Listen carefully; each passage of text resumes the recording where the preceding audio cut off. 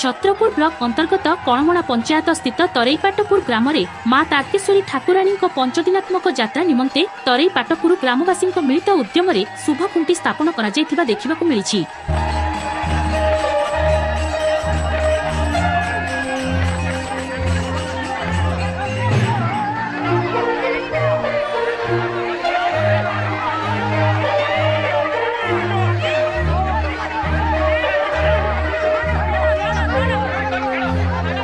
एठारे सूचना योग्य जे ठाकुराणी यात्रा निमंते जून मासर 17 तारिख स्थिर करा जायथिबा बेले मां तारकेश्वरी पंचदिनात्मक यात्रा प्रथम थर करबा नै ग्रामवासी माने उत्सव मुखरित होई उठिथिबा बेले शुक्रवार दिन शुभ मुहूर्त समय रे शुभ खुंटी स्थापन करबा सह पूजार्चना करी हुळाहुळी ध्वनि रे स्थानटी भक्तिमय परिवेश रे प्रकम्पित होई उठिथिबा देखिबाकु मिलिछि।